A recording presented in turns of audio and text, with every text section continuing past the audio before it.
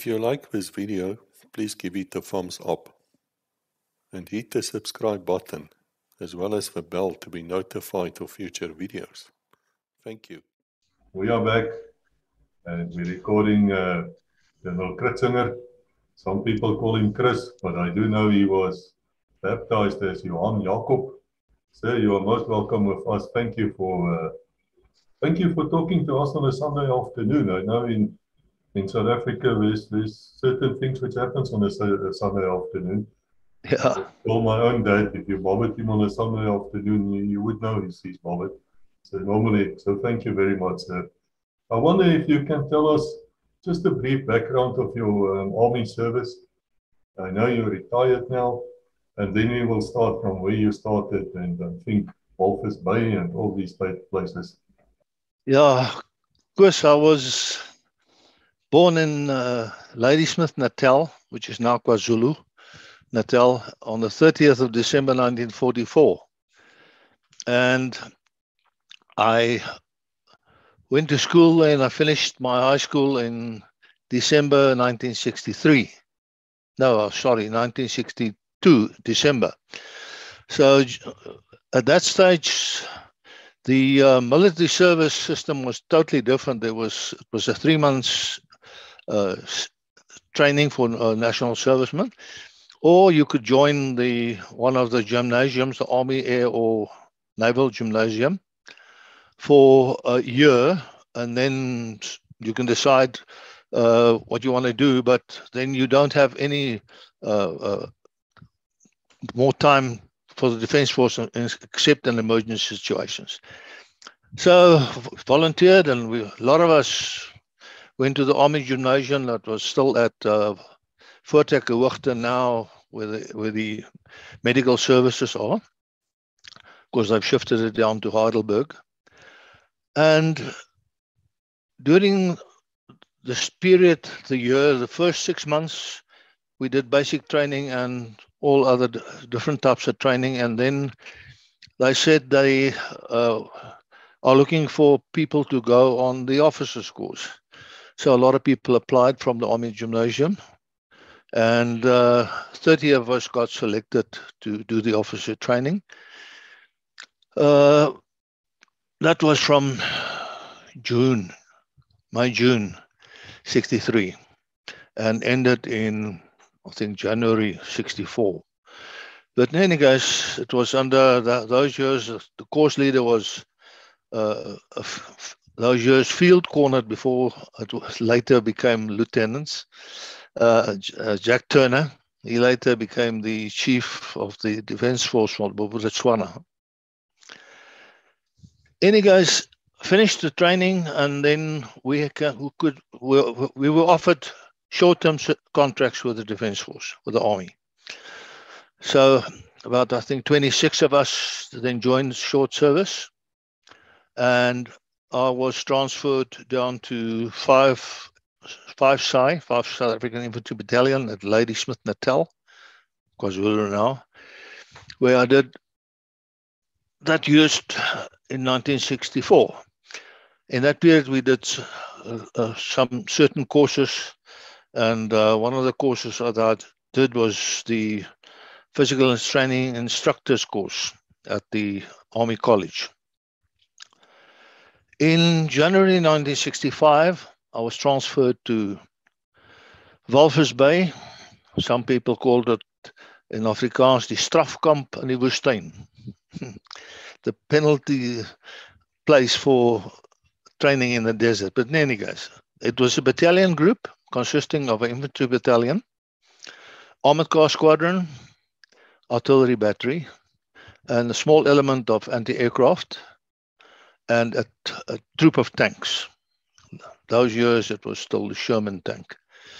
Any case, we did then training there. I was stationed there until the early 70s. But what was interesting of this training was it was very hard training in the sense that it's not the normal situation where there's bushes and roads and water, etc., is freely available. So we had to teach the troops how to to go through with enough water, not to starve them or dehydrate them. But in any case, and we did long route marches, as I sent you some photos of route marches there through the desert, over the dunes, with full pack, so to get used to marching. We also did conventional training and unconventional training. Now, conventional training consisted of the normal thing, attack, advance to attack, night attack, day attack, etc., etc., etc., fighting out of trenches, etc. What was interesting also, that we had a bit of a reckless guy there. He was my company commander. I was his second in command, Lilton Lee. And as the troops were digging, teaching them how to dig in with a small entrenching tool and little pick, he used to walk around and throw a hand grenade where the trench was about halfway the right depth. And then the troops were trained properly. They just throw everything out of the trench, go and lie down about 5 meters away with the feet facing the trench, and let the grenade explode. But one guy, I will never forget his surname, Monchigali, he was a corporal. He did not do that. He looked at us, and as Hilton and myself walked away, he threw the grenade back at us. And of course, Hilton and myself scattered and fell on the ground, flattened with our feet towards the grenade, and exploded. And I thought to myself, oh my goodness, Monchigali, you're going to get hammered today. But Hilton walked up to him and said to him, Corporal, you use your brains. Chuck the thing back to the guy who gives it to you. And that was the end of the story.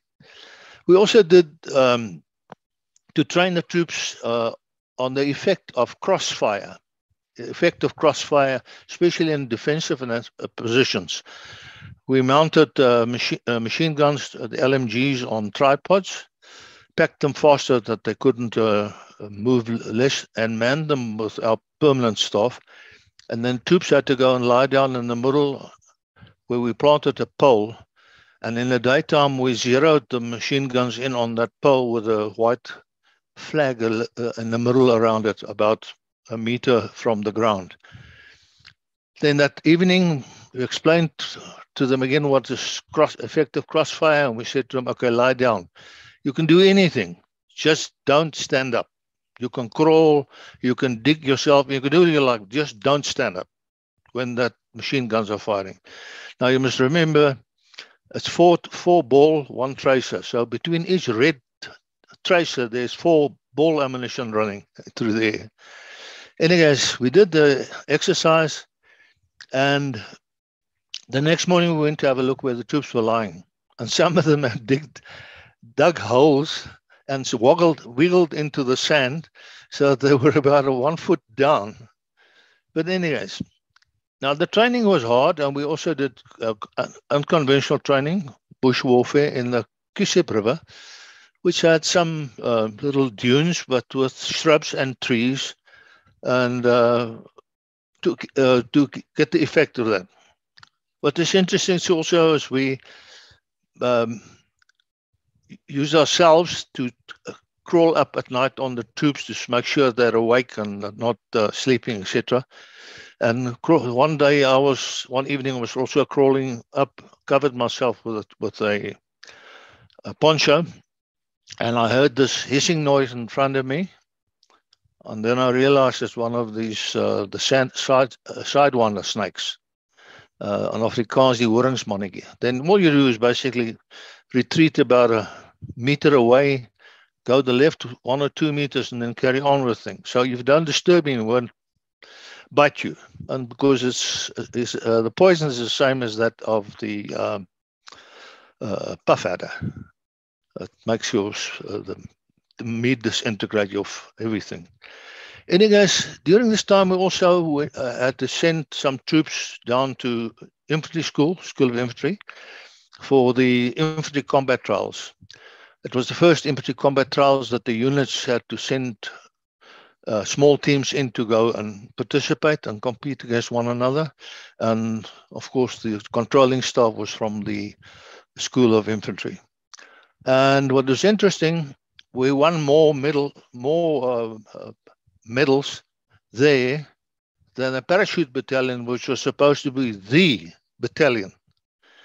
And the paratroopers didn't like this at all. But hard facts spoke for themselves. During this period also, in 1967, we were put on standby because we were what they call the force in being, die mag en wese, for Chief of the Army, because the unit consisted of all the fighting element that is required, which includes armor and artillery.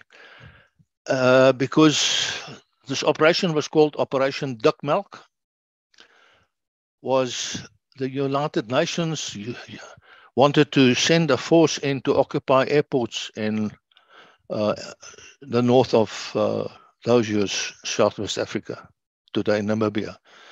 And we had to prevent that. So each place, a company was flown into each of the following places. Our company was flown into Ondangwa. Another company was flown into Rundu. Third company was flown into Katima Malilo. And a parachute company was stationed at Grootfontein, with a reserve company from the parachute battalion in Windhoek. Okay, we stayed there for about 2 or 3 weeks, living off ration packs, no fresh, nothing, but it's not a problem. And after about 2 weeks, we withdrew. Then, just after this operation, on the 2nd of March 1968, I got married to a German girl, South African girl. Her mother was German, Alona, on the 2nd of March in Swakopmund.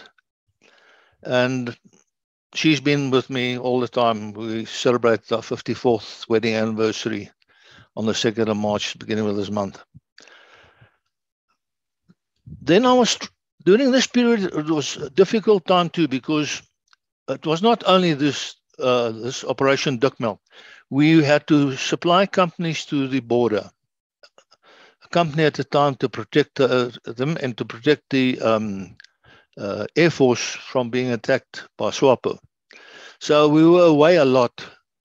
And being away a lot, we also had to do our courses to qualify, which is the anti-tank course, the mortar course, the machine gun course, the Lutes to Captains course, the combat team commanders course, etc., etc. So during this time, I spent about more than 6 months per year, sometimes 7 months a year, away from home. And Alona had to basically look after the kids. But what was wonderful about Walvis Bay is the esprit de corps between all the people. When, for argument's sake, my company was away on the border, all the neighbors used to look after Alona if the car should break down or anything, the washing machine or anything. And vice versa, when they were away and I was back on my staff, we used to do the same. So that helped a lot to alleviate the pressure on the women folk, but 100% to them for what they've gone through. Then in 1974, I was transferred to Rundu as a second in command of one sub area.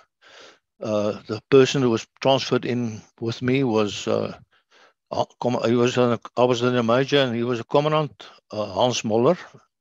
He was the OC of the para battalion, and we had to sort a lot of things out there. There was a bit of a hiccup in Rundu in the whole setup. I don't want to go into the intricate details there, but anyways, Hans Moller later became the GOC as a major general at Eastern Transvaal Command.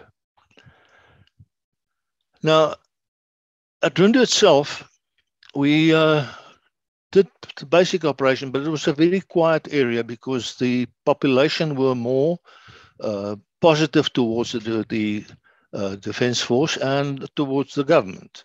So we didn't have much hassles there, but we did a lot in the form of communication operations to motivate the people, to keep them informed, etc., etc. And we also then that year won the peace sword from the SA Army, where all the units in operational areas competed against one another. So we must have done something right. In 74, 75, of course, then things started going wrong in Angola. The Portuguese government abdicated, and they started withdrawing their forces. That left three organizations behind, trying to determine who's going to lead the country. The one who occupied basically Luanda was the one that basically then said, okay, we are the government of the new Angola, which was FAPLA or MPLA under Agostinho Neto.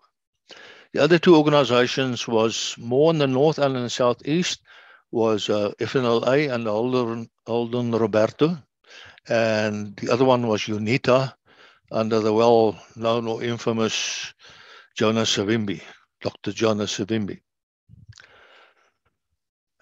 Because of this now, basically a civil unrest broke out and nobody was knowing who was in charge, etc., etc. So the government was requested to employ a force to try and push MPLA to the north.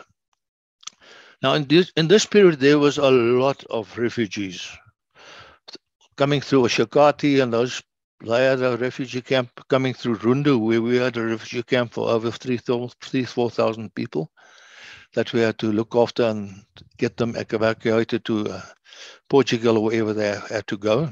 But in any case, the decision was made to deploy a force into the southeast of Angola. Now, at this stage, we had already started forming two different units in the east of in the Rundu, Okavango area and the Caprivi. The first unit was the Bushmen, the Paracuenca, and the other little yellow Bushman, which was those years called Alpha Group, under Commandant Delville Lindford. And we started forming Bravo Group under Colonel, well, those years a Commandant, Jan Breitenbach, ex-Special Forces. Started with a camp in the southeast of Angola first, and then later moved into the western Caprivi at Buffalo. These two forces were forming what we called a combat group, and under a little task force called Task Force Zulu, under Colonel, those years Colonel Koos Proppies van Heerden, later also became a brigadier before he retired. So the forces went in from the east, moving in with all nothing South African uniforms, nothing. It was supposed to be very secret, but the Yanks were also, of course, involved in this whole thing, and they were supplying a lot of things. And this was now called Operation Savannah. There was also then later forces coming in from the west, from Oshakati side, etc., and moving up, and this force went up right up to Sela, which was not far from Luanda.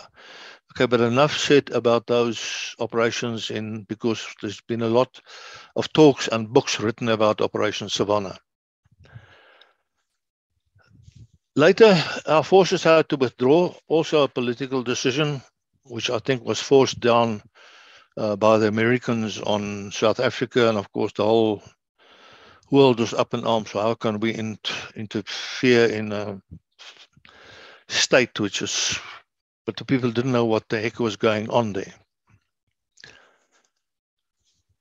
After Savannah, there was a lot of operations towards southern parts of Angola, mostly to hit SWAPO bases. And there's a lot of books written about that too. But in any case, from our side at Rundu, we, with the help of CSI, the person who was in charge there with me, that I helped as his sidekick, was later Lieutenant General Philip de Breer. He was then a commandant and later a colonel. And we did all the necessary support and arming with weapons from coming in, flown in, to arm UNITA and to form the new base, which was later called Jamba. And Jamba was the main base after all this other operations, Modular, Packer, and Hooper, try around the rivers in the north.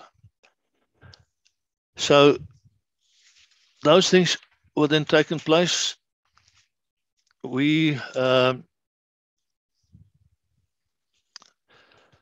did all the necessary things there that had to be done. And everything was kept under wraps, especially the supplying of and helping UNITA to establish themselves. Because previously UNITA was pro-SWAPO, later they turned anti-SWAPO. SWAPO was the military wing of the Southwest Africa People's Organization.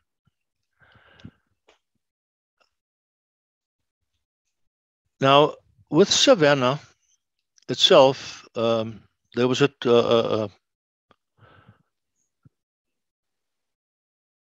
HQ 101 task force was established initially at Rundu for Savannah, later moved to Grootfontein, and later disbanded after all the ops were finished, to finish round off Operation Savannah. In December 1978, I was transferred to the RSA, to South Africa, at Director Planning in the Army, at the Army HQ, as the SO1 armament planning for the Army. I stayed there for a year, just over a year, and in 1980, I attended Army Staff Course, the Red Staff Course, for a year, which is an excellent course to prepare us as commanders for units and that type of thing. In 1980 and 81, I was transferred down to, I wanted to go back, I must say this, I wanted to go back after the staff course to Namibia, because my wife being a Namibian. But then, those years, it was General Constant Viljoen, he was in chief of the army. He interviewed all of us after the staff course. And I said to him, I want to go back. And he said to me, Kritzinger, you're not going back, because we need your experience and things in South Africa. He knew what he was talking about. I wasn't happy, but I accepted it. Being a military man, you accept orders and decisions by senior people. 1981, I was transferred to senior military base on the southern border of Mozambique with Natal, and as well as the southern and eastern borders of Swaziland with Natal, to prevent the infiltration and exfiltration of ANC, Umkhonto we Sizwe people, and the guys from the other organization. 1983, I was transferred to Northern Transvaal Command as the SO1 operations, and at that stage it was decided that the area was too big for one command to control, so that we restructured the whole thing, and 3 commands were formed. Northern Transvaal Command stayed in Voortrekker-Hoogte, and Eastern Transvaal Command was established at Nelspruit, now in Bombela, and Far North Command was established at Petersburg. I can't remember the other name now, but Polokwane. Anyways, 1985, I was then promoted to colonel and transferred to Petersburg, Polokwane, Far Northern Command as SSO operations. And in this period also we had those infiltrations in the northern Transvaal area between Wembe and Messina from Zimbabwe, and especially the laying of mines in the northern area, which quite a few people were blown up in that period before we started putting in anti-mine protected vehicles, etc. We had one good incident where we got information via the security police of an infiltration that's going to take place in a certain part near Wembe. And we laid an ambush, and well, all of them were shot. One of our special forces guys were injured in this case, but we stopped that thing. What they basically did, they came across the border, and they had contacts in the inside two taxis, the minibus taxis, which had picked them up and then would bring them into South Africa. But of course, they misjudged it, and they're not with us anymore. Then in 1978, I was transferred to Army HQ at Director Operations, which I filled for 2 years, different posts. Firstly, as the SSO operations for internal operations, when we were just starting to have hassles in South Africa with the unrest pre-1974. And then later as SSO strategy, writing the medium and long-term strategy for the Army. What was also interesting in this period was the incident where there was the coup d'etat in Ciskei, which we had to go and quell. And Opa Kotrozo was in the guy, he was then a colonel and he made himself a brigadier or whatever. Anyways, we had to sort that out. We sorted that out without much drama. But we also had the incident at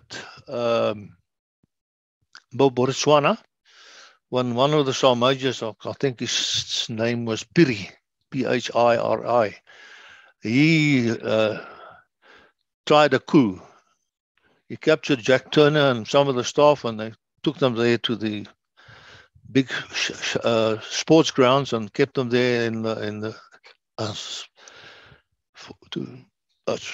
bargaining powder. But in any case, we sorted them out quickly by sending in troops from 3SI and armored cars from 2SDB and Jurist, and sorted them out without very much of a blood loss. There was actually very little because they realized they're going to come second all the time. During this time also, we did certain aids to certain friendly African countries, which was also a very interesting period. I don't want to go into detail now, but one interesting thing happened one stage which was then called Zaire, which is now the DRC. They flew also C-130s, but with long-range tanks on them.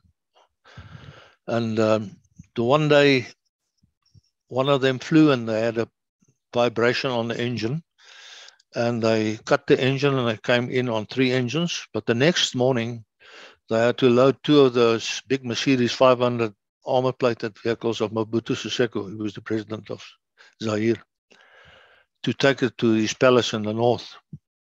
And as the aircraft took off, it was about 4 or 5 minutes out, according to eyewitnesses, all of a sudden the aircraft started losing height, and would have landed perfectly in Amaramba.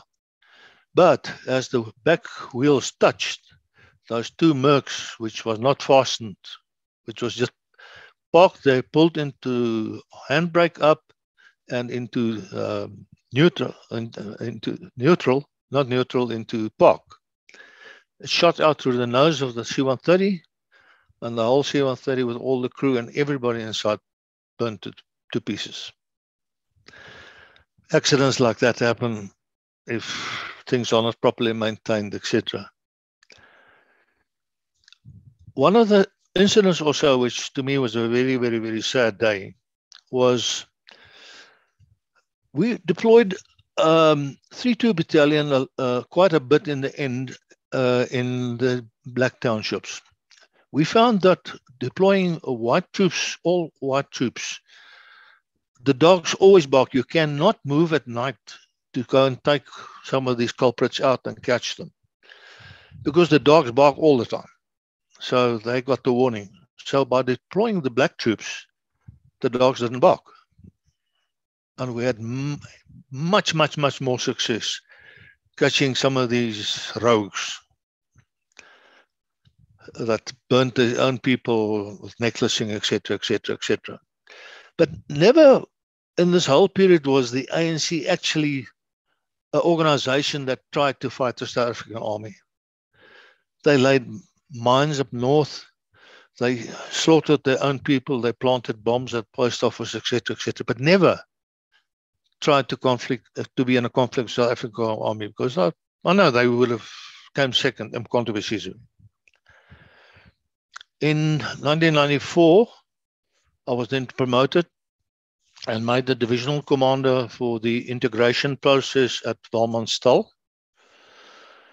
where the process started in the early 1994s, but it was under a black general by the name of Gilbert Romano and some other staff. There was also members of BMAT, British Military Assistance Training Team, also under a brigadier and a few colonels and commandants and lieutenant colonels and majors. Anyways, the process didn't work for about 6 months. When I came there, Deputy Chief of the Army, who's passed away since, Bertie Botha, he has came out to help him, just to see where he can help and to open doors which we needed. So we redesigned the whole process, how to integrate people, what computer system to use, what's all the paperwork involved, etc., etc. It's quite a difficult process to handle, because you've got to do it legally and you've got to do it fairly without being discriminating against anybody. So after a month, I was there a month, we started the process, kicked it off. There was a big support from us from Infoplan with computer systems and all that, the IT world things that we needed. And we started integrating people. We did in the first month, we did just over 1,000 people integrated into the army, into the Defence Force. Now, this didn't include just the army. It included all the different corps in the army, either signal, artillery, infantry, armor, communication operations, etc., etc. The Air Force had their people also to select the guys that said that they were pilots, and the Navy, of course, had a small amount also, but very little, few. You can count them with your one hand. But anyways, the process went on, and we had interesting incidents there. Before I took over there, they had that march up to the Union buildings with a few thousand of them. After they burned tents down, I think they also burned Sipiwe Nyanda's car, if I remember correctly. Anyways, and we had a little bit of unrest there, but myself and the staff just said, we're not going to take any nonsense from nobody. We're going to do the strict military way of doing it. So they had to march from point A to point B, no slouching around, etc. We upgraded the living standards for them in the sense that it was just tents and things lying around. So we put proper beds in there, army beds, mattresses, sheets, ground cover on the floor, electrical tents, cleaned up the ablution blocks, etc. Because, you know, the people used to use newspapers in the toilets, of course, and then everything blocks.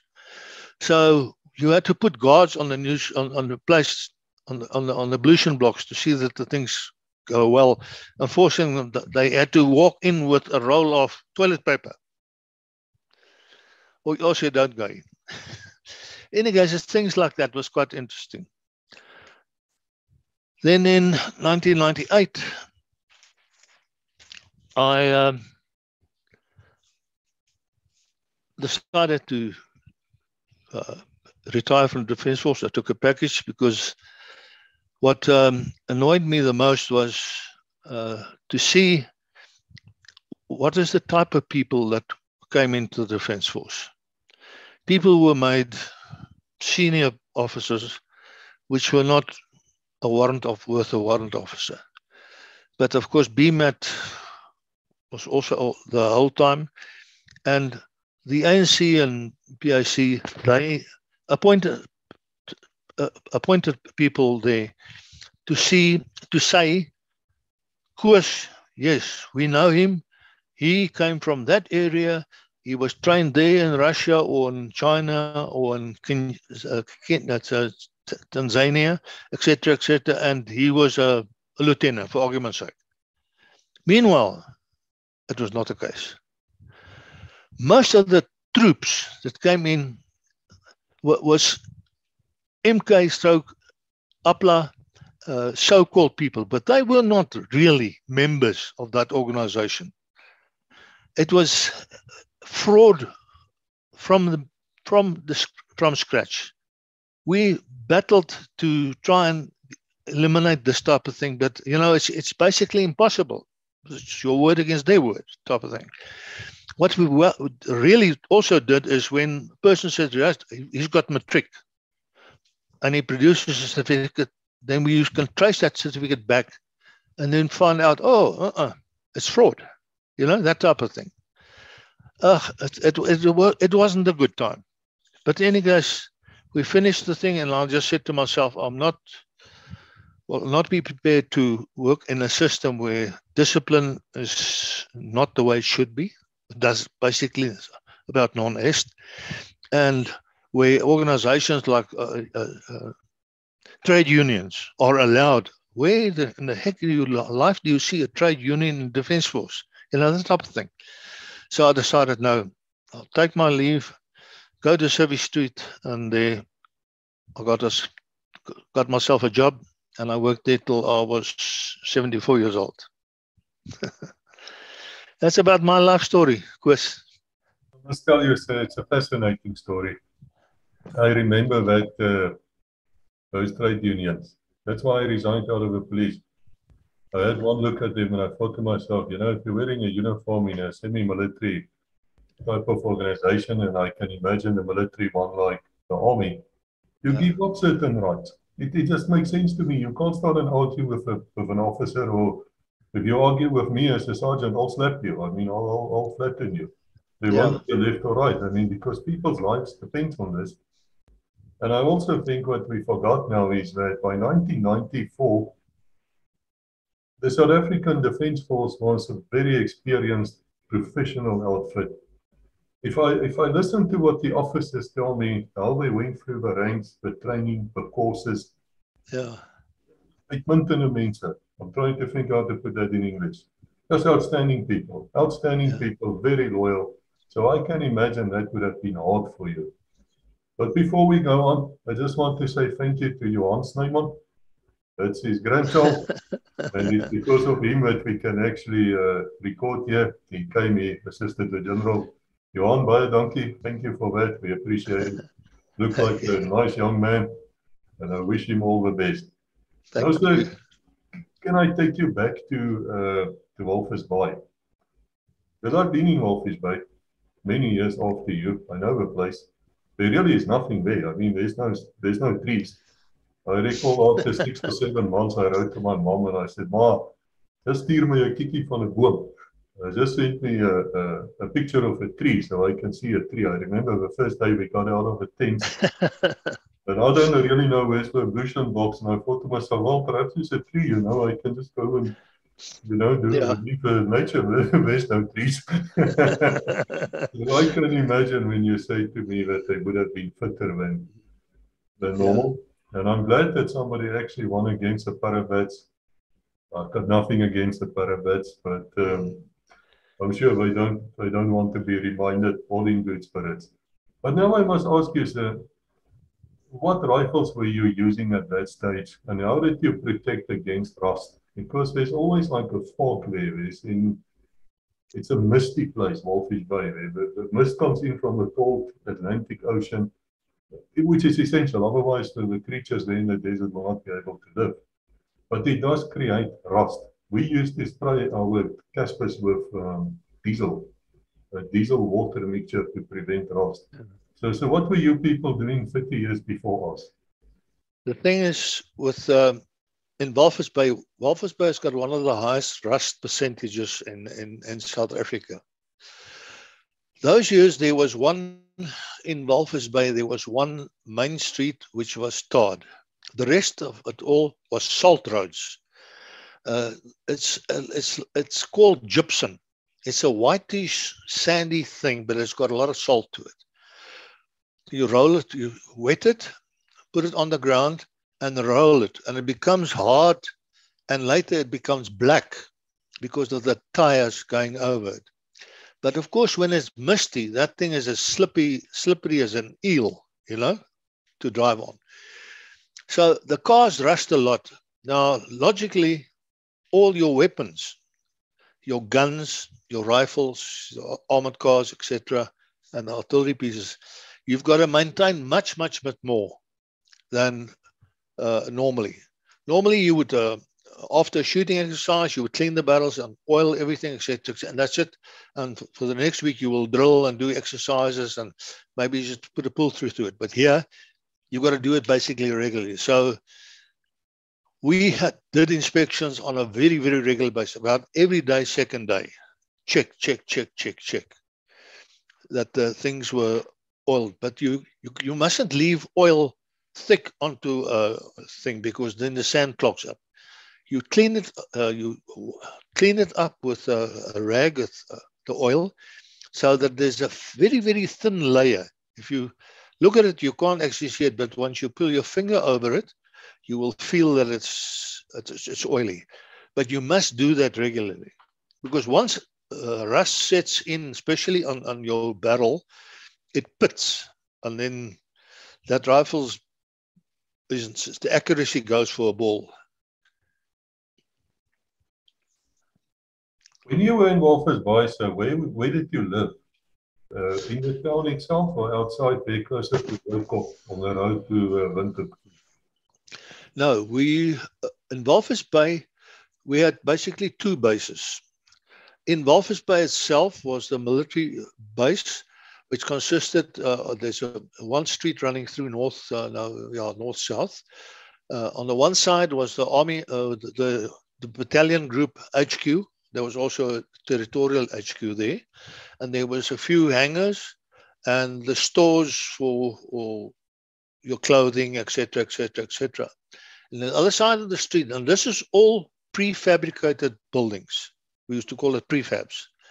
And on the right-hand side was the living quarters. So 2/3 was for the NCOs, and the other third was for the officers, with only one brick building. The officer commanding battalion group commander. In a corner, he had a brick house. All these houses these prefabs were built about 0.5 meter to 1 meter above ground on poles, because that area was part of the old lagoon, which was laid dry. So it got hammered in with the machine, and this building was built on top of it. And it consisted of 2 bedrooms or 3 bedrooms, 3-bedroom and 4-bedroom houses. It was very nice, etc., but there was always a problem, and that's the sand. When the wind blows and the sand blows, it filters in anywhere. Now, those houses all had what we call louver windows. You know what a louver window is? It tilts open like this, slabs, and then it closes like this. But of course, everything goes in underneath it. So I stayed at 2 houses away from the end, where the wind was always blowing much more worse. And I used putty to close those windows type of thing on that side where the wind blows from. And after a year and a half, I moved to another place. And the guy who moved in, he said to me, "Are you mad? What are you doing? You'll smother." I said, "Oh, don't take it out." No, he took it out. He very quickly put it back because of the sand. And the thing is, there's two types of winds that blows there. Your dominating wind, which is about 75, 80% of the time, is your southeaster. No, southwester. It basically comes halfway across the sea and half from the desert side. Then you got what you call, in the winter time, we used to get what we call the east weather, west wind, where the country inside is cool and it's a bit warmer on the coast. Then this wind starts, the air pressure in the air changes. So it forms a wind from the interior onto the sea, from the east blowing to the west, and that's where the name east wind comes from. And it blows so hard that if you would walk with, say, shorts, it'll sting your leg so that it'll feel if somebody's hitting you, shooting something at you. It also blows so hard, we all realize that to drive with a motor car, with the wind blowing, especially coming from the front or the side, you drive very, very slowly because the wind is blowing at X speed and you mustn't add another speed to it because it'll sandblast. The older cars, remember, had these steel bumpers and glass for the lights. It sandblasts the chrome off that steel bumper. It sandblasts that glass that it looks yellow, that if you put on at night, the light drops down like that. So we had to do that type of thing. And of course, you had maintenance in your cars you had to do it a lot of times. I was wondering about that, whether your vehicles overheated in the desert, if you would take them for training. Our vehicles was, we all parked all our vehicles and the guns and the artillery and the armored cars and things, and the tanks, out at Rooikop, which is about 17 kilometers inland from Walvis Bay. There, the mist belt about stops there. So it's much drier than Walvis Bay itself. We used to call Walvis Bay is like a baby. It's either cold and wet, you know. But that's where we kept all our vehicles. And so we had to, if we want to go on an exercise, we used to take the drivers out, get all the vehicles, come into the base, collect all the troops and our equipment, and then go out into the desert and train. Which brings me to the point, sir. How do you navigate in a desert? Because I will put the pictures here of you people walking there. I feel sorry for you, I have to say. Because you will, I mean, if you're loaded in that desert, you sink in. It's not a normal walk. It's not easy. Yeah. It's not easy. How do you navigate? Today, it's a piece of cake because you've got GPSs. Those days, there was no such thing as GPS. There was no such thing as a cell phone. Forget that. We never knew it ever existed. Anyways, yeah, all the normal radios we had to operate, army radios. Most of our vehicles, command vehicles, had different sets. And those sets were mostly of them ex-Second World War, you know, C-13, C-11s, those things. We only later got the B-25s and those other new type of radios. Anyways, but to navigate, you've got to rely on the only instrument you've got is basically a compass. So normally, if you walk on a hard desert, you can, take a compass reading, get a marker in front or send somebody out as a marker, then follow up or take a reading again, etc.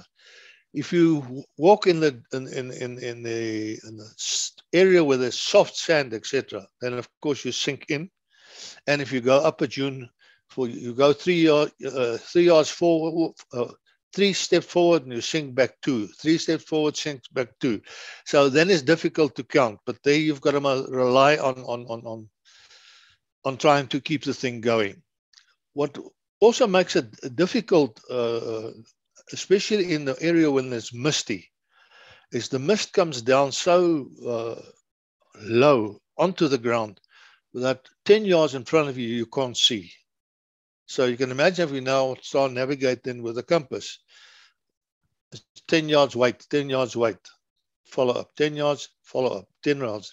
So your timing is you get a lot of people that got lost in the desert. We had 2 or 3 vehicles, was 3/4 ton Land Rovers, which we mounted different tires on. It's a balloon tire. It looks like, if you know the Dakotas and the aircraft, it's like a balloon. And it's only got about 5 or 6 threads running with a circ. Now that thing you deflate to a 0.8 bar, and then it runs about 3 times the width of a normal tire. So you don't sink in so much. And we had quite a few of them, and 2 or 3 of them were also always earmarked for when people got lost in the desert.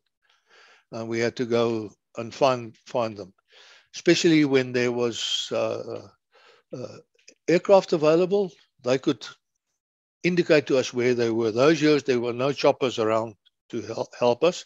So it was basically a fixed wing and go and look around until they can see where the persons are in the vehicle. And then we used to go out and go and recover them. And what a lot of people make the mistake that when they get lost like that and they run out of water and food, etc., then they're stupid. They try and leave the vehicle and walk. And that's the biggest mistake you can make. You must stay with the vehicle, because that's the only way will people find. Because to find a single person walking around between nowhere and somewhere is very difficult. It's not impossible, but it's difficult. I recall that we got advice not to fill the water tank in the vehicles which you spray the windows with any kind of soap. So we would fill it up with normal water, and that could be used as an emergency water if it really needs be. Yeah. Yeah, the people learned the hard way. Our vehicles there in the desert were not issued with, were not mounted with extra tanks. What we did when we were up on the border, we had a few Ford F-250s, which was mounted with a 200-liter water tank and a 150-liter petrol, which was the administration used, and we had a few of them that we used too. But in the Land Rovers and on the other vehicles, you had containers, what we could, and use jerry cans. And the distinction between the 2 jerry cans, the one for petrol or diesel, had a flap that you can lock up. And the water one had a round lid that you screw on. Else, you can easily mix up the 2. And then you can imagine what water tastes like that comes out of a can that had petrol in. It's disgusting. I can just imagine. But while you were talking, so I was thinking, you did the staff course. And I admire people who pass the staff course. I will say that. I don't care who gets bored of me, I'll say that. I admire people who pass the staff course. Now, how do you work out the fuel consumption of vehicles in the desert? Because it must be quite a bit higher than a vehicle driving, on firm terrain. Because this thing will always be in 4-wheel drive, low range. Yeah. Most of the vehicles that we used were 4-wheel drives. The Bedford, we used to call them the bubble nose Bedford. We used them. And we had, of course, then we had trailers to draw on the 3/4 ton Land Rover, the long wheelbase, and the 1/4 ton Land Rover, which is short wheelbase. There was refrigerated trucks, and the refrigerated trucks normally used to pull the 750-man cooker. It's a special cooker that opens up as a big cooker that you can cook for 750 men on it. But it's the basic thing, you deflate tires, not too much, because if you deflate wrongly, then you can throw a tire off a rim. But the main thing is driver training. You've got to train the drivers and put them through all the difficult parts, so that when it comes to the exercises when we do and to real operations, which we later do, is how to drive in sand. But we didn't carry extra special containers except the jerry cans with fuel. And of course, then there was always the two other vehicles, which was the water tanker that used to go with us, and then a fuel tanker, small, also mounted on a Bedford chassis to refuel. But fuel consumption is normally very high, very, very high. May I ask about those Bedford trucks, sir? Because I've heard some people say to me they're only good enough for target practice, but they're really not good vehicles. Would that be true? The what? The Bedford trucks. Yeah. How good are they, or were they?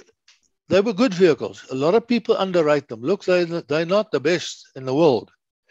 But those times when they came out in the late 50s, early 60s, it was an excellent truck in the desert.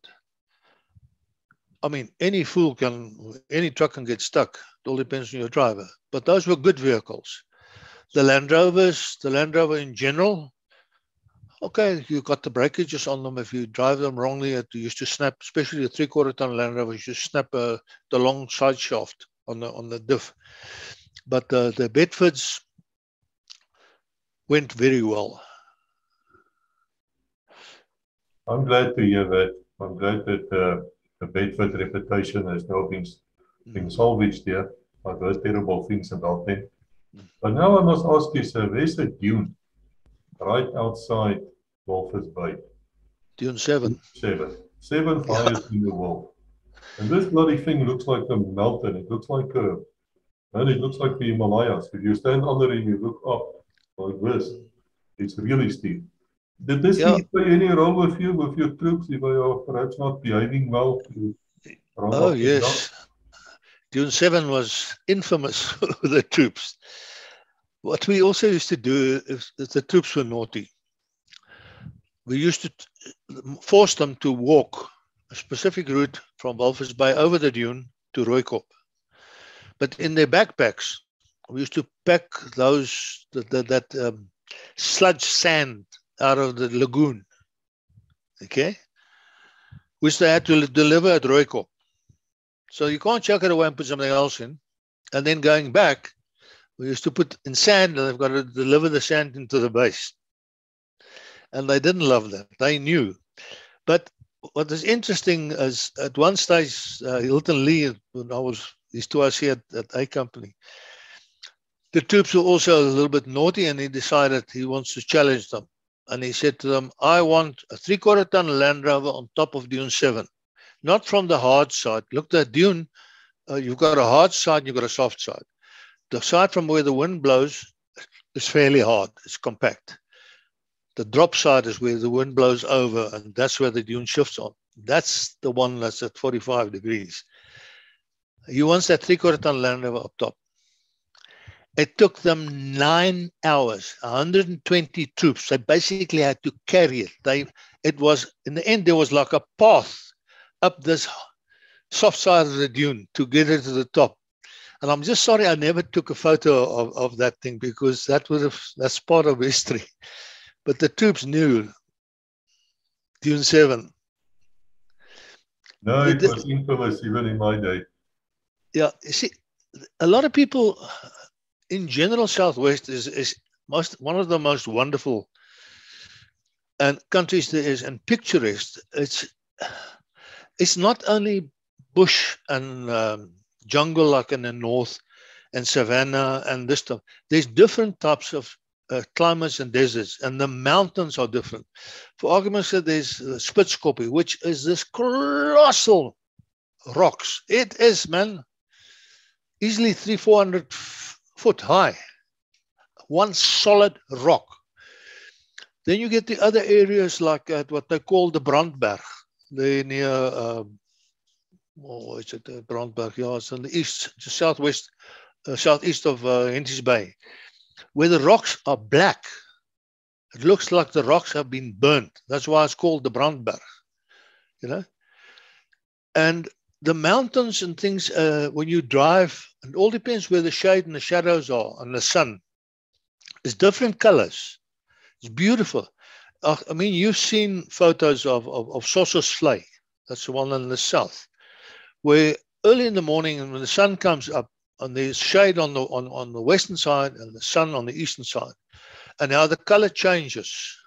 You know, I'm sorry I can't get the computer there. I've got a big mat carpet that was made out of karakul, which has got the 3 schermsbokke with a dune and the different colors of dunes. But you get them in books. It's most beautiful. Also very sandy. Like this year's Namibia had excellent rain. I mean, it's the first time in years that all 3, the main rivers, which is the Kusep in the south, the Swakop in the middle, and the Oegap in the north, ran up to the sea with lots of water. It's beautiful. We, in any case, myself and my wife, we're flying up to Rooikop now on the 22nd for 21 days for leave in Swakopmund. We're longing. Yeah, that would be wonderful. So I must tell you, now that you're talking like that, perhaps you can just give us a picture of this, of what you were describing, and I'll put it in here for us so everybody can see. Yeah, I'll take a picture of that, of the ones Yes. of Tosos. It's a big one, so I'll get a nice one in on the phone. I recall that the police special task force had like a secret base, very small, in the woods, like at the Oasis. It was the most marvelous place. I went there a few times. But now I must ask you, sir, were there flamingos in Walvis Bay at that stage, or was that more north to Swakopmund? I can't remember now. At Swakop, there's no flamingos at Swakop. They are mostly in the lagoon at Walvis Bay, and there's a area that's got a lot of water, also a little bit inland from Walvis Bay, more towards the east from Walvis Bay itself. And they are always in the shallow water, and their beaks are bent like this, and it's got a filter inside of the beak, so it tramples with its feet to disturb the little things inside, the little worms, etc., and little shellfish type of thing, and then they suck it through that up, so that it goes like a filter in their mouth. That's how they swallow. And there's lots of them, hundreds and hundreds and hundreds of them. Yeah, it's quite beautiful. It's quite beautiful. Beautiful. It's absolutely stunning. Yeah, I recommend anybody, if you want to see a beautiful place, Namibia. Yeah. A photo cannot do justice to what you see there. It's absolutely amazing. No, it's absolutely, I have to agree. But I was talking to somebody here in Switzerland the other day, sir, and this fellow would not believe me that we saw the border war as a war against communism. Now, can you perhaps tell us why I would have said that, and if I'm correct, of course. Was it a war against communism? I think yes. If one goes into the history, the Russians suffered a hell of a lot under the Nazi regime, the Germans. Okay, the first thing is Rommel made the mistake. Not Rommel. Hitler made the mistake by launching the big operation, which was called Operation Barbarossa, into Russia in winter. He didn't learn the lesson what happened to Napoleon many decades ago. So that was the biggest mistake.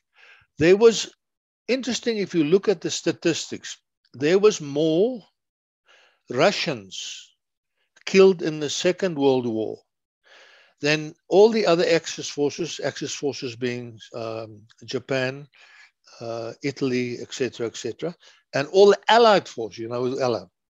Together, there was more Russians only killed in that war. The Russian generals used them as cannon fodder. It was a massacre.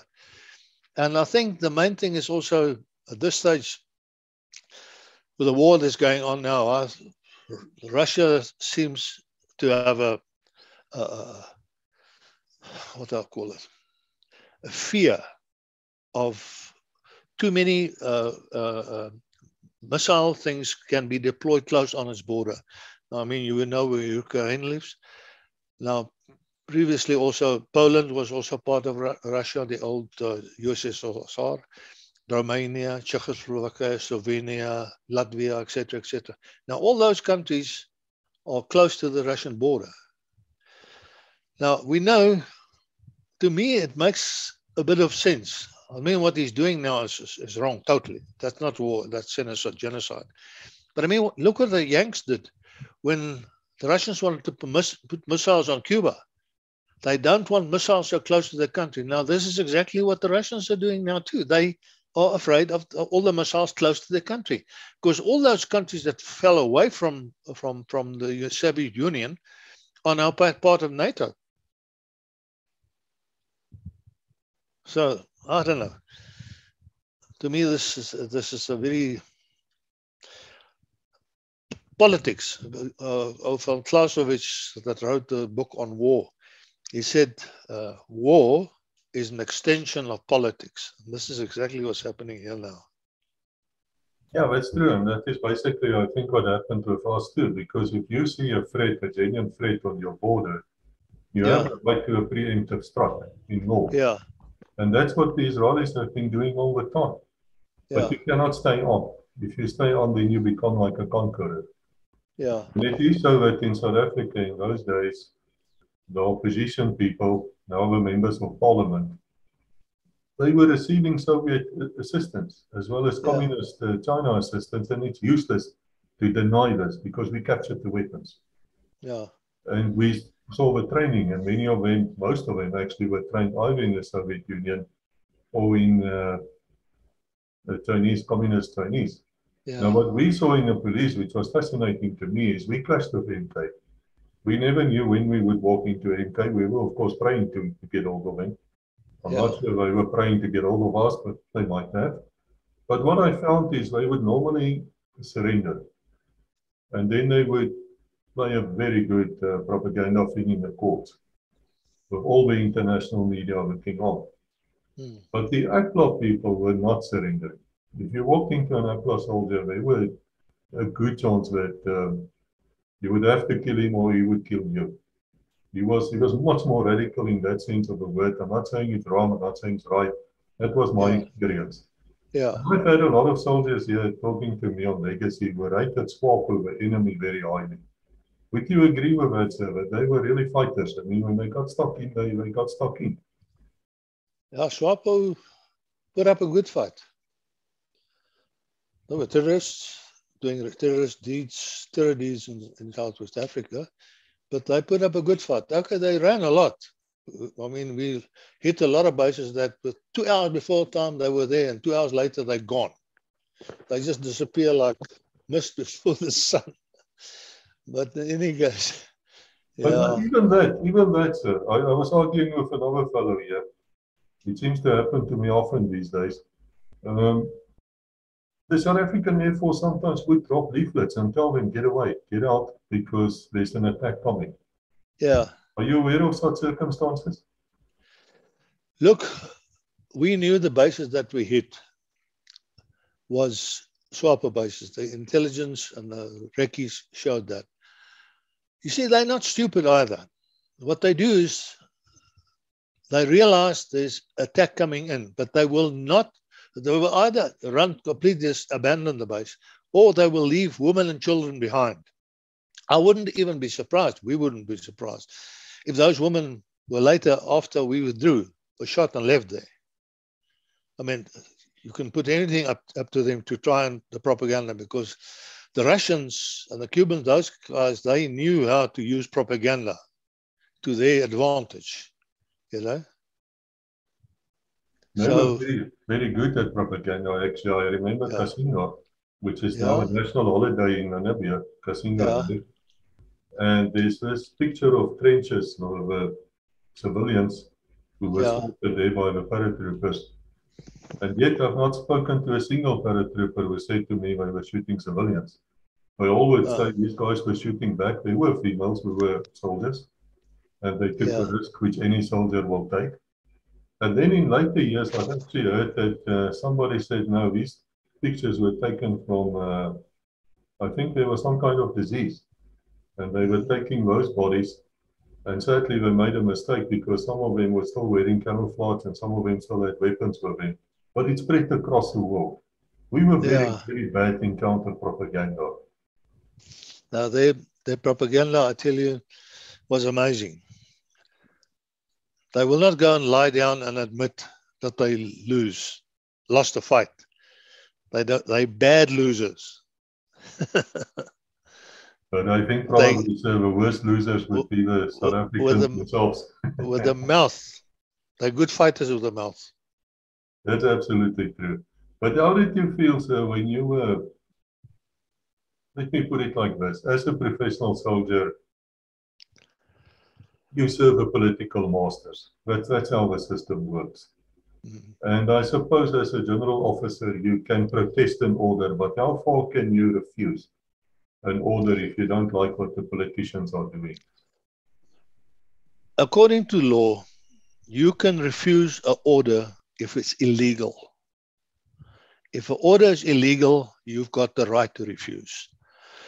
Now, illegal means a lot of things. That means you cannot go and shoot a person that's unarmed. You cannot go and just ad hoc kill women, children, etc., and burn places down without a very, very, very good reason, which is very abnormal. So most of your orders from the top, from the political side, is on a very high level. It will say to you, okay, go and attack that place, and then you, the military man, will make the plans, etc., and present it to them and say, this is how we're going to do it, etc., all within the law. I remember many in operations, and I'm not going to mention the generals' names, that we presented the operational plan, and he would say, no, it's not approved. So we said to him, General, why? He says, I'm not prepared to lose, say, 40 troops. I said, but in the end, there's 600-700 of them that's going to lose their lives. He says, their lives cannot compare with our troops. So always the big considering factor, minimum loss of life from South African side. And all our operations. That you'll see, there's so few people some of our people got killed, that is so. But if you compare to what they lose on the other side, it's not a drop in that bucket. Our men were our important things, because our men knew we wouldn't do a thing or ask them to do a thing that we could not do better than they do. And it's like this one very good example, the one general in the Americans. He one day had to give a lecture on leadership. And he came to the stand in front. And he said, good morning, gentlemen. I've been tasked to give you a lecture and teach you on leadership. And he took out a piece of rope. And he said, what is this? And I said, everybody said, yeah, it's a piece of rope. Then he ties a knot in the rope. And he says, what is this? He said, no, it's a rope with a knot in. He says, okay. This string at the back are the troops, and this knot is the leader. So if I push from the back, the whole thing crumbles up. If I pull it, it follows me. So you lead from the front. You don't push from the back. And I think that is one of the excellent things I learned from that lesson from that. That is so true, sir. I read, my late wife gave me a book to read by a US Air Force general, I believe he's a lieutenant general, retired. And he said something very fascinating to me. He said, when he said no, then it ended there, because he said no. There's no further discussion. He said no. But if he said yes, there comes all sorts of things happens now, because once he says yes, we'll do it. There's a lot of things which happens also. Yeah. And what I was thinking is, how many times in life these days do we say no, and many people think we're saying miskien or perhaps. Yeah. And that's probably why we have so much problems. Because Yeah. no isn't no anymore, and yes isn't yes. Now, the officer which we dislike most, and I was the sergeant, but the officers we dislike most were those who changed their minds or who couldn't give an order for some reason, but probably too scared. Yeah. Now, how would you summarize the perfect infantry officer? Well, perfect infantry officer is a person that has trained normally. The best is if you train your own people. If you take other people that has been trained by somebody else, then you've got to, let's call it not retest, train them to according to your style, because most people have got their own style of command.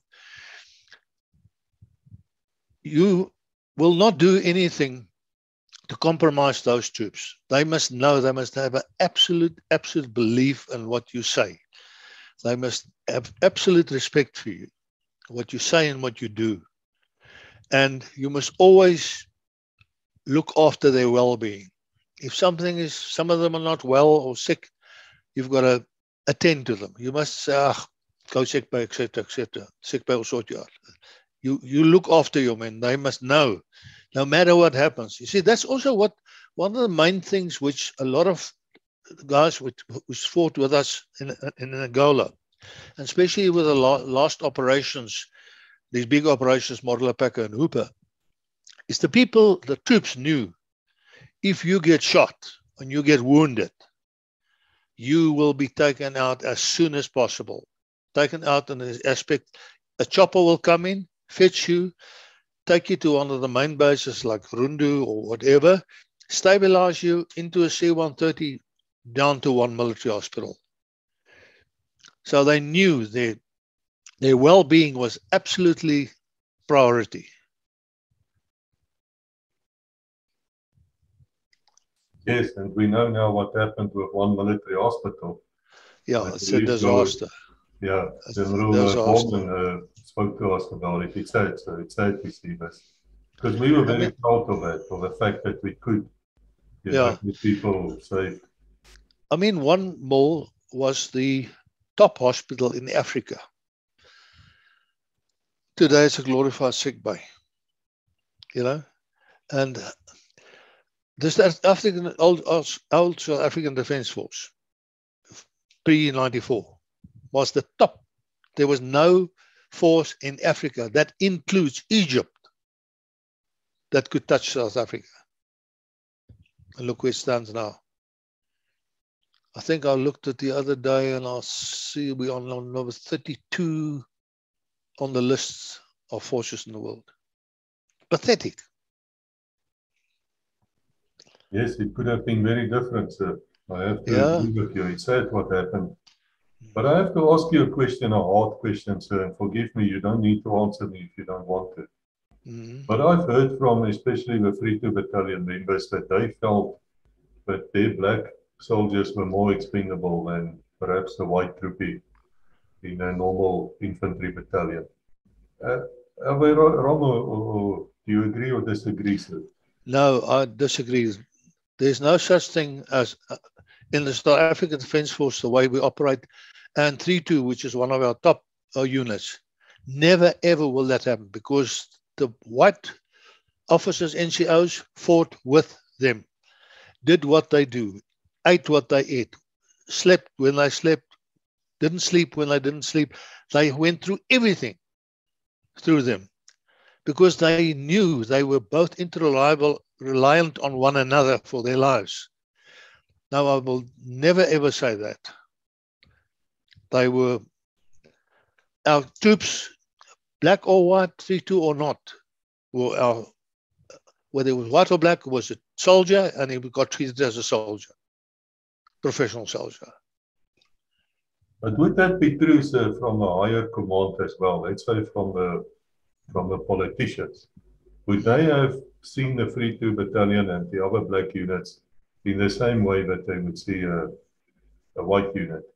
And I know it's an unfair question, but Yes, I would say the politicians knew the value and the worth and the experience of 31 Battalion, 32 Battalion, etc., all the units. And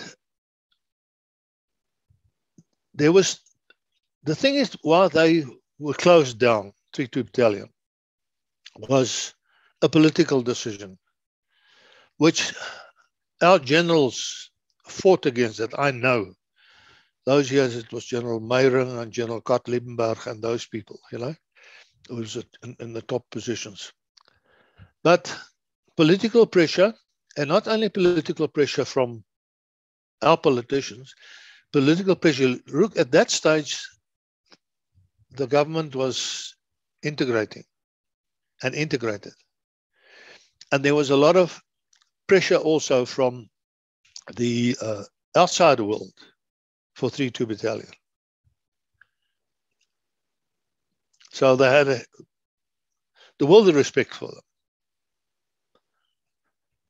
But as I said, politics don't mix with us, and it was a political decision which we had to obey,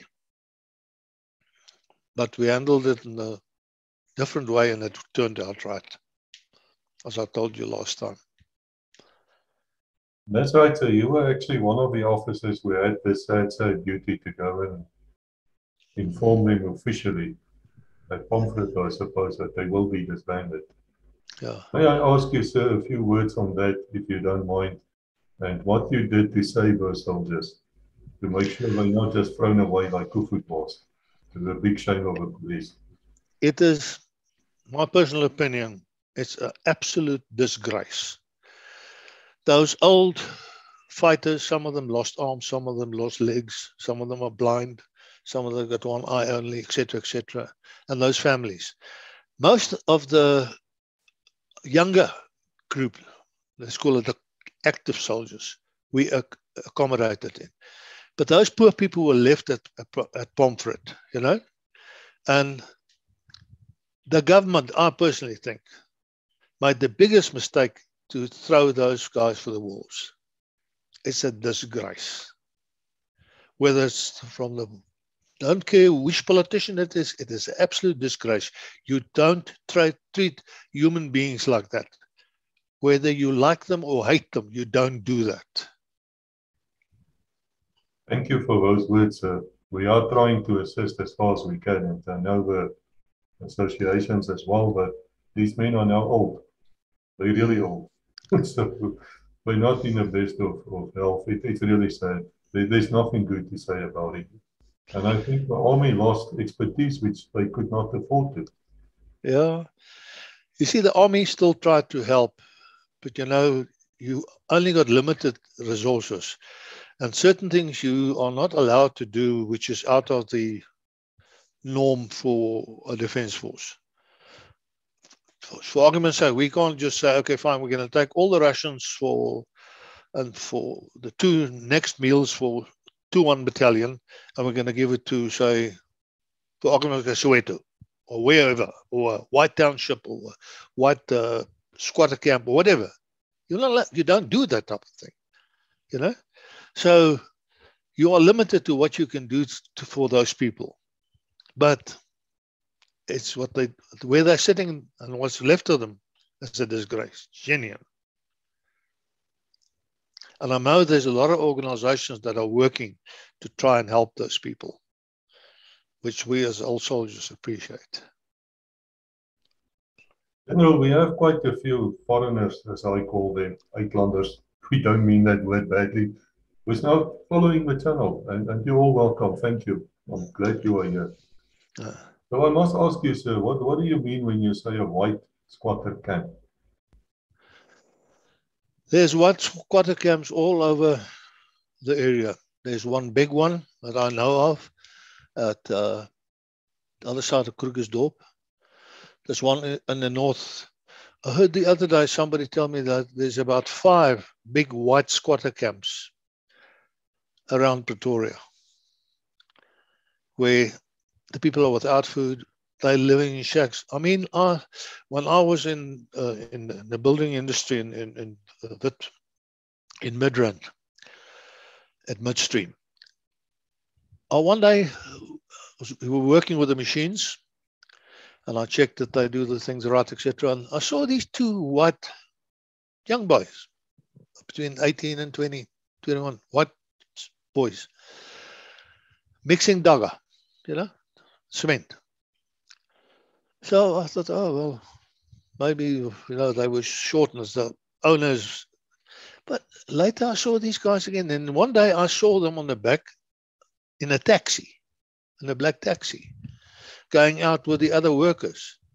So the next day when they came back, I went to the same site and I spoke to them. I said to them, what do you guys, why are you working here? They said, that's the only work we can get to make money, to live.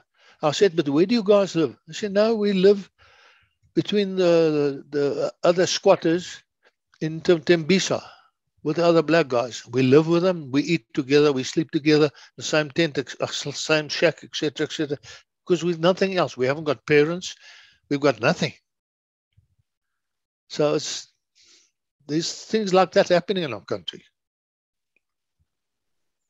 Yes, it's sadly so, sir. Sadly so. Let me ask you about something which we understand.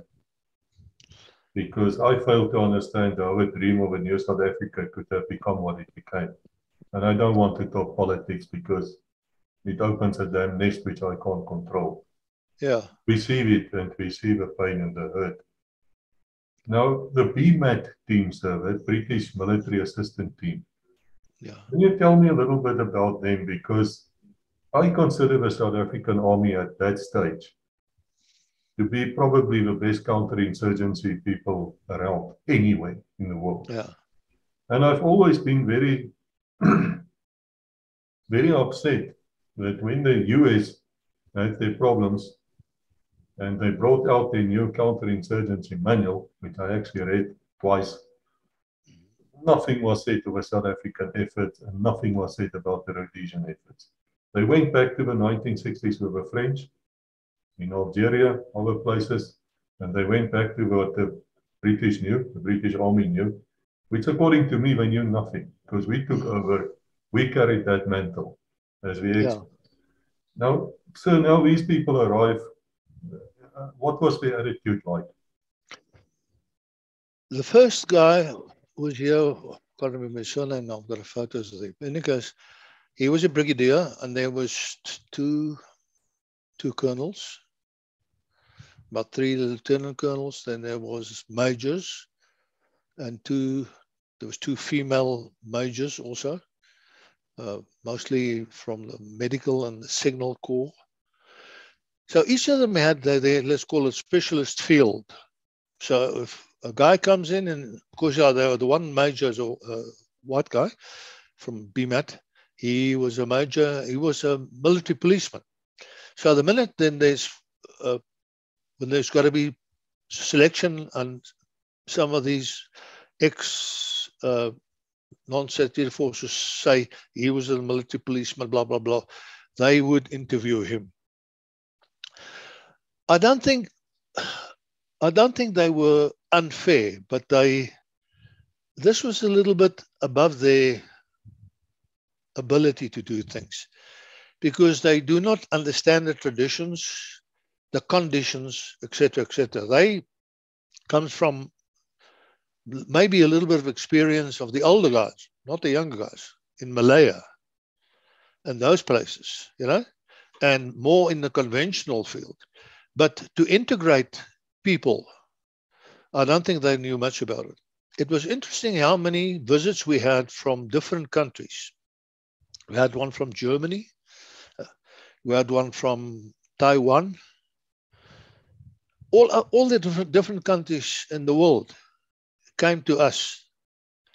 My little things that they gave me are still hanging on the wall. But to try and learn, how do we work integration, especially when there's a color factor involved? And they were quite impressed in that way. What they 10 to 1 don't always understand is these guys were lying to get a position, because 90% of the lower grade ones were what we used to call the klipgooiers in the Sowetos and in the townships, etc., you know. They had no other living. So they came in, okay, they became a troopie, you know, rifleman or signalman, etc. Some of them were qualified in certain fields. But to give you an example, I'm not going to mention his name now, but he was a colonel. And they made him a colonel, and there's the court that he had to pass certain courses to maintain that rank. The first course we sent him on was the legal course. You've got to pass specific things on the legal side to be able to hold a court martial, understand military disciplinary code, etc., etc., etc. He failed it. We sent him back again. He failed it. We sent him back the third time. He failed it. We sent him on a mortar course. He twice failed it. I then left by that time. A year later, oh yeah, he's been promoted. I mean, we had to do those courses as captains, never mind colonels, you know. So, I mean, that is the standard. That is now leaders. It's a disaster. Well, I think we saw that when the intervention took place in Lesotho, wasn't it? Yeah. Boreas. Yeah. Yeah. We really, they struggled. Yeah, they had trouble. I mean, the last, it's laughable, it was actually not laughable, you could cry. 2 weeks ago, President Ramaphosa had that Republic Day or Defense Force Day in Mbombela and Nelspruit. There was a convoy going down there, you know, armored cars and tanks and blah, blah, blah, blah, just for demonstration purposes. In this convoy was a Rooikat. I knew, the list spoke about it, Harfspot the other day. Anyways, he went past a big truck. Now, this big truck had what they call a desk cam. You know what a desk cam is? A camera mounted to the front. And he was doing 100, 110, 100, 110. And this Rooikat came past him. It's not a highway. There's no traffic from the front. It's a double highway, you know. They're on the other side of Middelburg. And as he turned in, I don't know what he did. That's now the experience of the drivers. Of course, the vehicle started yawing. So it goes this way, you overcorrect. And the more you overcorrect, the more, and you roll the vehicle. I mean, that thing doesn't weigh 1 ton. And I don't want to guesstimate what is the damage on that vehicle. You know? Now, anybody could have happened to a white guy too, you know. But the problem is, most of these guys are inexperienced. You know, you talk to some of the guys who are still in the system, the maintenance factor, and it's not only in Defence Force. Maintenance, the word maintenance, according to me, does not exist in their vocabulary.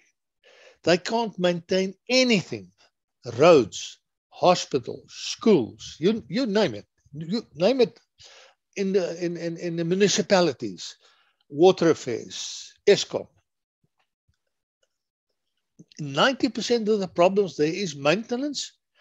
Firstly. Secondly, in unqualified people, political appointments in posts that should not have been there at all. And that's where the corruption and stealing comes from. I mean, at this stage, I think there's 70% of all municipalities are bankrupt. Now, how the heck do you manage a thing like that? And the thing is, the big problem is, this has taken now 26, 27 years. you don't rectify that in 1 or 5 or 6 or 10 years. It's going to take much longer than that, if they put their minds to it, which I question mark. Well, let me ask you that, sir. That's a fascinating thing here. Let us say, in some reason, you get command. Or let's say somebody gets command and he wants some advice. Yeah. How will you turn the defense force around, sir? Well, the point is about most of the experienced soldiers has gone. I think the highest experienced people now in the defense force, which is white, or maybe here and there a colonel or lieutenant colonel, maybe here and there, maybe a brigadier general, very little. And there is this is one problem. The other problem is that most of the whole structure is top heavy. There's about a colonel and a commandant for every 4 troops instead of 60 or 100. You know, the top structure is loaded, and the salaries are very good in the defense force now. I mean, compared to what we got in our ranks, it's peanuts what we got. So unless you restructure the whole thing, and then the other thing is most of those your let's call it your fighting troops, and the fighting element from a troopie up to a sergeant major, from a second lieutenant up to a major, are over the age of 35 or medically unfit. So you can't, I mean, well, I don't want to call where he's supposed to, but in any case, they had to deploy troops into DRC, because I've got a lot of contacts still with a lot of people in defense. They had to put a battalion in. This was now 1.5 years, 2 years ago. Now, normally in our time, we used to say, okay, 3 SAI, you supply the HQ and 3 companies, or 2 SAI, or 5, or 6, or 7, or whatever. You send a unit so that you can get troops that knows their commanders, and you get unity of command. Okay? But now what happens? They are not allowed, you're not allowed to deploy people that's got AIDS operationally into these other countries as part of the United Nations force. So what happens? Out of 3 SAI, they will take a colonel or lieutenant colonel and 2 majors and say a sergeant major as the headquarters. Then for the companies, they will take, to form one company is 3 platoons. They will take 1 platoon from 2 SAI, 1 from 3 SAI, 1 from 5 SAI. There's no unity of command. And some of those platoons are also not out of the whole unit they throw together to make those things. So there's no unity of command. They're not used to working together. That is a recipe for disaster. If you can still take those things and situation and those bodies and retrain them over a period, say, for a month or so, to get unity of command, to let them understand what it's all about, etc., fine. But no. Take them out, fly them in. I think at this stage, I think there's 1 C-130 flying. 1. All the other ones are unserviceable, except for the one that's lying in the DRC that crash landed there. So it's a big problem. And it's not a thing that you're going to solve in 1 year or 2's time, because your main opponent in this whole system is politics. Politicians, politics. It seems to me, sir, we should keep politics out of the defense force as far as possible. Yeah.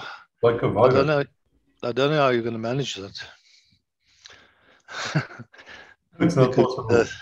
I mean, all the time, look, in Defence Force in our time, all of us believed in a party.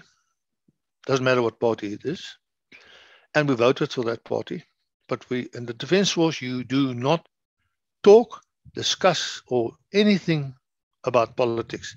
Political parties, politics, or anything. It was taboo. But I don't know if I can do it.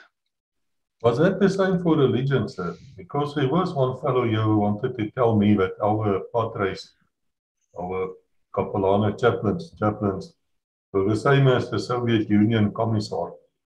What would you say to such an allegation, sir? To fraternization. I don't know, with in the chaplaincy, I don't know how it works now, but in our time, there was usually a chaplain per unit. And he could either be Methodist, Anglican, NG, Hervormd, whatever the case may be. But he was supposed to look after the welfare of the troops. Welfare in this case of religious. So if in the unit you will have, say, 40 guys who are from Jewish religion, 60 guys Anglican, 200 guys from the NG, etc., etc., etc. But all of them were allowed to go to their own churches. So you don't mingle. The only time that everybody was together was on a formal church parade, where there was the basic thing of the Bible is done in a matter of a quarter of an hour, 20 minutes time, where the whole unit as a unit is standing in uniform with rifles, etc., etc. And then it doesn't matter who's the person that brings the word, but it's not into any of the religions interfering into the religious principles, etc. That's basically what I try to explain as well. There's a huge difference between a man who preaches God and an atheist who preaches doctrine, I suppose, communist doctrine. Yeah, look, the Defence Force had its principles. So on the church parade, with the whole unit there, there's no such thing that one person could say, I'm an atheist, or I'm a Buddhist, or whatever the story is, because we don't facilitate those type of things. There was no such thing. The word of God is preached, so nobody can object to that. And we never had hassles. Never had hassles. I don't know today how it's going. I must ask you, sir, if you ever felt that you wanted to be something else than a soldier, or were you always like, this is my career, this is my calling, I want to be a soldier? You ever felt like that? Yeah, I enjoyed being a soldier. I always say to people, that's my viewpoint. A career soldier, there's a difference between career soldier and career soldiers. The way I see it is to be a soldier is not an occupation. It's a way and a style of life. That's the difference. The other difference also between a soldier, especially if you're in the senior ranks, and managers in the private sector. In the private sector, those guys got command and control over funds and etc., etc., etc., and people and whatever. In the Defence Force, you've got a control of certain funds that you get, but you've got control over life. And that is a different thing, to decide yay or nay when you know a person's going to die or not going to die in operation. And that's where the difference is between civilian life and the top management and military in the top management line. It seems to me it's a very responsible position to be an officer in any military. Yeah, no, definitely. Definitely. And we never had hassles in the regard of us disagreeing with a lot of things between ourselves. You know, if you got a job to do and you need help from another guy who's got maybe more experience in that line or whatever, etc., we used to help assist one another all the times, you know, because it's like brothers, you know. It's a family. It's not, oh, I know that manager, you know, that type of doesn't. That's why most of us that were in operations and that type of thing know each other very well, you know. Like Boris, he did staff course with me, you know, and all the other guys, Roland de Vries, all the guys. Are you people still in contact with each other, sir, after you retired? No, not very much, because we are so far removed from one another. Now and then the guys we used to get together, you know, and go and have in the morning, go and have some coffee, tea, cake, or whatever stories, or in the afternoon go and have a braai and a beer or two.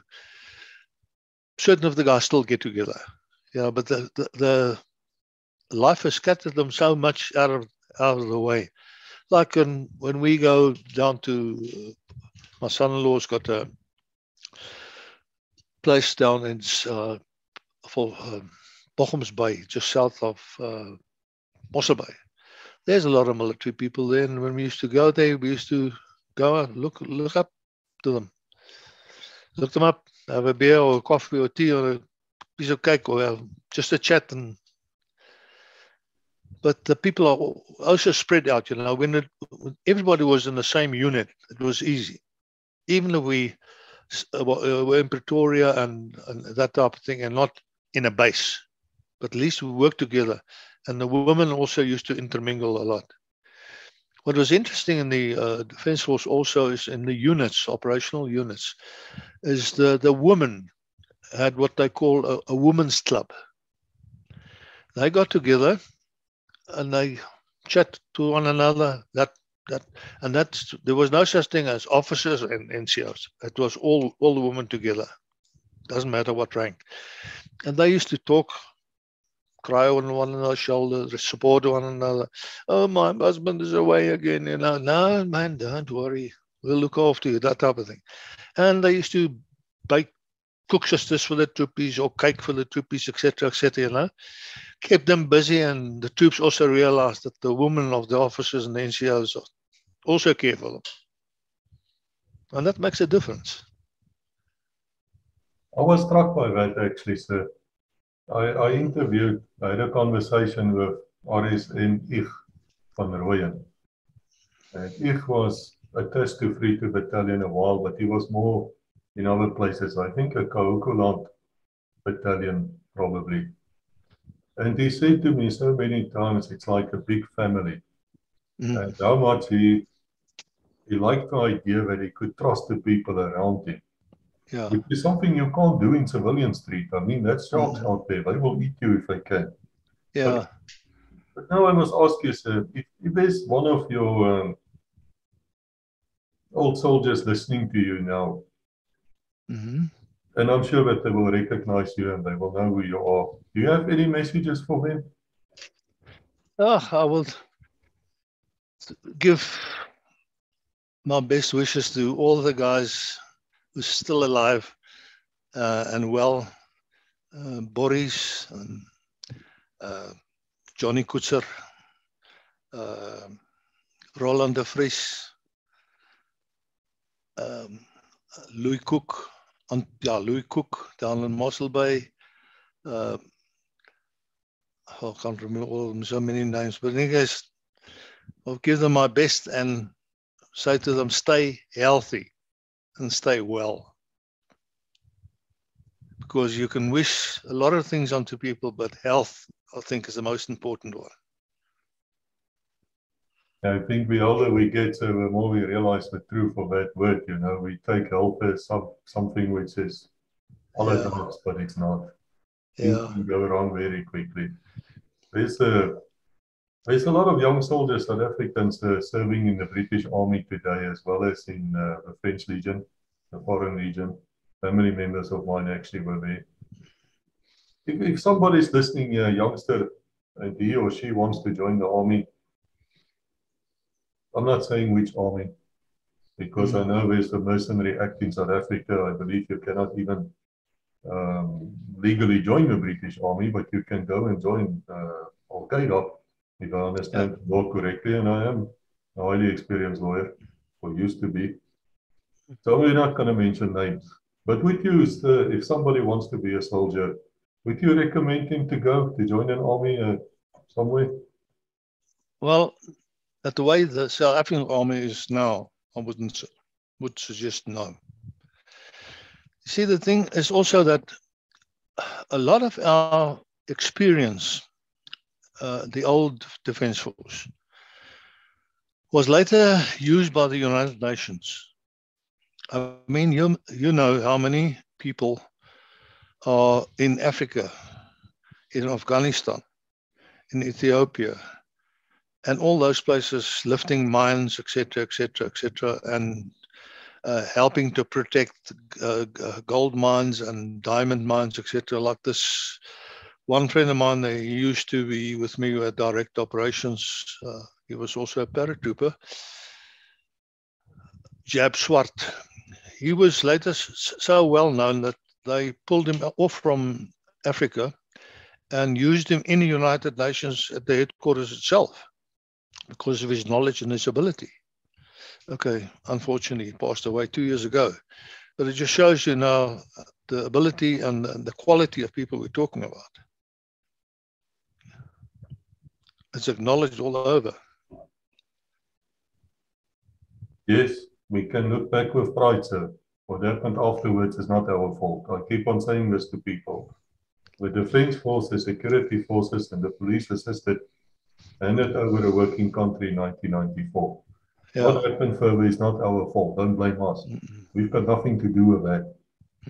But I have still hope deep in my heart, so I hope that things can be turned around, that we can get the magic back. I don't know. Perhaps I'm a fool. But we have to be positive at the end of the day. No, we've got to be positive and try and help. The big problem is that people don't want to accept.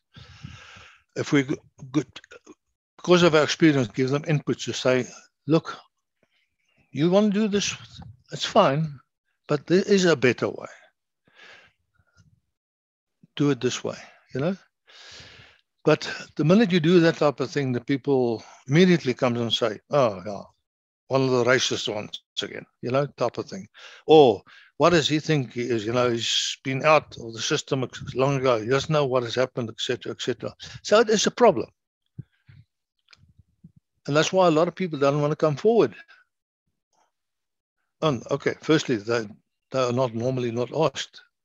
I mean, when I retired in 98, I was out for, I think, 6 or 7 months. Then they started this restructuring in the army.